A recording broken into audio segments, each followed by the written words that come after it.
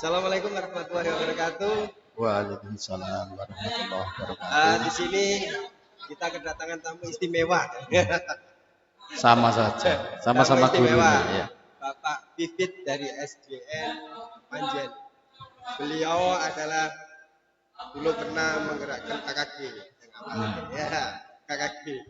Terus setelah itu juga Bapak PP. Sekarang fasilitator. Kebetulan ya. Kebetulan Ini daftar fasilitator. Ya. ini orang-orang hebat. Pak Pipit, Ya. ini ngobrol aja Pak tentang jenengan kan sudah beberapa kali dalam event-event semacam ini. Ya. Menurut Anda dari kelas kita, menurut Anda dari kelas kita ini jenengan jadi masuk tadi kesannya itu apa? Kesannya di sini apa? Ya, pertama yang perlu kita pahami bersama ya. Ya. Sebetulnya panen karya ini adalah bagaimana kita memamerkan apa-apa yang sudah kita implementasikan di lembaga kita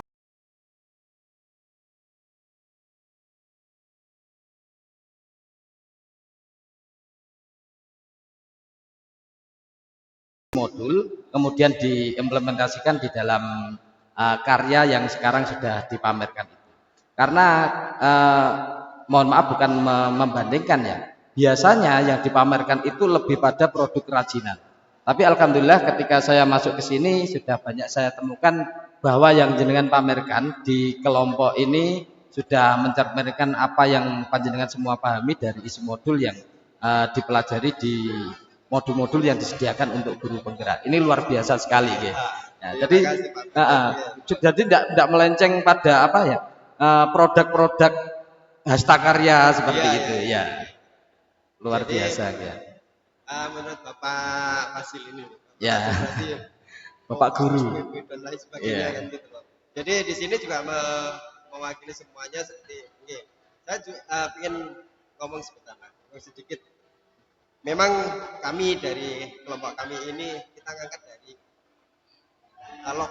lokal ya, kearifan lokal ya, kearifan lokal di sini dari kita berkolaborasi itu kita mengangkat dari daerah kita SDN Gunung Kerep. Ya, dari Gunung Kerep itu kita ambil dari Tikarya. Ya.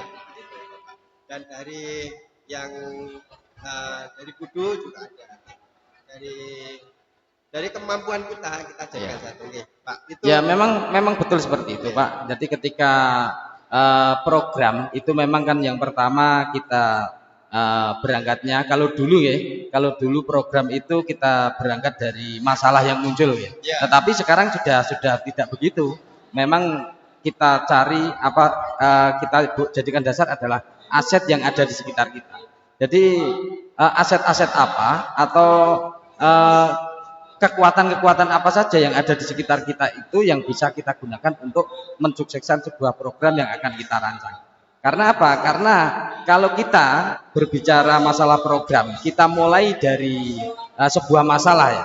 Kita fokusnya kan memecahkan masalah. Tetapi ketika asetnya tidak mendukung, maka program yang kita canangkan hanya akan menjadi sebuah program karena tidak ada aset yang mendukung.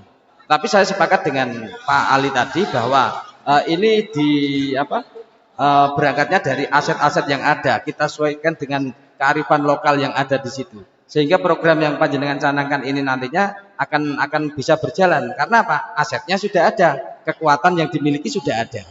Jadi kalau boleh saya menyimpulkan bahwa untuk membuat program ketika kita belajar di guru penggerak ini adalah bagaimana kita berangkat itu dengan husnudzon ya. Jadi berangkat dari hal-hal yang positif, tidak kita mulai dari yang negatif. Karena dengan aura-aura yang positif, nanti insya Allah hasilnya juga akan positif. Jadi kekuatan-kekuatan itu kita kumpulkan untuk menyusun sebuah program. Nah, berarti saya bisa menarik kesimpulan dari tadi. Jadi program itu bisa dari masalah, juga bisa dari aset. Tetapi lebih baik adalah dari aset. Iya, betul. Ya, ini kalau dulu ya, dulu memang kita program itu dari masalah yang muncul. Nah, kemudian kita fokusnya itu untuk menyelesaikan masalah yang Masalah ada. itu. Nah, tetapi sekarang tidak. Sekarang itu kita mulai dari kekuatan apa yang kita miliki, aset apa yang kita miliki. Itu nanti akan kita gunakan untuk menyusun sebuah program. Nah, sehingga program ini tidak hanya menjadi sebuah program saja, bisa terlaksana karena apa? Kita kekuatannya sudah ada, potensinya ada, asetnya ada. Gitu. Tapi kalau beda, kita balik ya, berbasis masalah. Kita mulai dari masalah. Kita menyusun program untuk menyelesaikan masalah.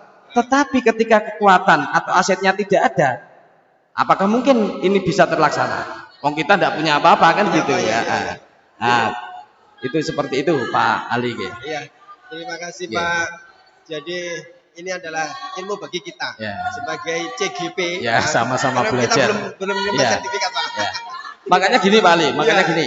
Dari teman-teman CGP ini kan nanti harus siap ya ketika menerima SK untuk menjadi kepala sekolah.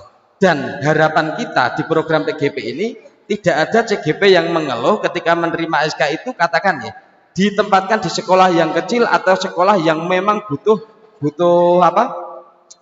perjuangan untuk memajukannya. Nah, karena apa? Kita sudah dibekali dengan bagaimana menyusun sebuah program dimulai dari kekuatan. Ngapunten bahasanya, sejelek-jeleknya sekolah, seburuk-buruknya sekolah, di situ pasti punya potensi. Nah, tugas kita sebagai kepala sekolah nantinya yang ditempatkan di lembaga itu, bagaimana kita untuk mengidentifikasi potensi-potensi apa kiranya yang ada di sekolah itu, sehingga nanti bisa kita gunakan untuk menyusun sebuah program. Contoh katakan ya, nanti jenengan ditempatkan di sekolah yang kecil, kemudian siswanya sedikit ya, terus siswanya juga istilahnya sering bolos dan sebagainya atau sering tawuran katakan. Nah, walaupun seperti itu Pak, di situ pasti punya potensi atau kekuatan yang bisa kita gunakan untuk merancang sebuah program. Nah, biasanya anak-anak yang seneng tawuran gini-gini, nah itu biasanya tenaganya rada rusuh Pak. Nah, itu dengan tenaga yang rusuh ini kita apakan? Kita buat agenda program yang bagaimana nantinya. Begitu Pak. Ini Pak, dengan program-program pesan jenengan ketika nanti kita mendapatkan SK, kan gitu loh, mendapatkan SK. Pesan jenengan kepada kita untuk mengatasi semua masalah kita itu harus bagaimana? Pertama Pak, karena kita sudah belajar modul ya, tidak lama kan, tidak sebentar kan, 6 bulan. Yang pertama kita implementasikan modul-modul yang ada Pak ya. Karena di situ bekal kita untuk nanti terjun di lembaga-lembaga kita masing-masing. Ya. Jadi harapan kita untuk program guru penggerak ini tidak sama dengan pelatihan-pelatihan yang lain. Ketika sudah selesai pelatihannya sudah, berikutnya wes terserah Anda kan begitu. Lah, harapannya tidak begitu. Ketika kita nanti selesai, bagaimana kita merawat, mengimplementasikan itu terus-menerus. Ya. Kita implementasikan, jangan berhenti ketika pendidikan guru penggerak ini selesai. Itu yang pertama. Yang kedua, marilah kita nanti ketika terjun di lembaga untuk menyusun program, kita awali dengan hal-hal yang positif, aura positif, yaitu dengan mengidentifikasi potensi-potensi yang ada. Oke. Terus ini temuan saya ya. Di sini kan ada lembaga swasta juga ya. Nah, jadi alhamdulillah kalau di swasta itu tidak ada masalah, karena pernah kejadian ketika CGP itu di sebuah lembaga swasta, ketika menyusun sebuah program itu dikira akan merombak total program-program yang sudah ada di lembaga tersebut. Padahal tujuan dari PGP ini menyusun sebuah program itu bagaimana CGP tahu alurnya, begitu kan, pembelajaran yang wajib dimiliki oleh CGP. Terima kasih Pak. Ketika nanti sudah ditempatkan di situ sudah bisa mengimplementasi. Betul Terima Pak. kasih Pak Bibit. Setidaknya ini nanti bisa membuat sebagai pedoman kita. Sama-sama Pak Ali. Selamat Pak Ali ya. Selamat dan sukses. Salam juga untuk teman-teman.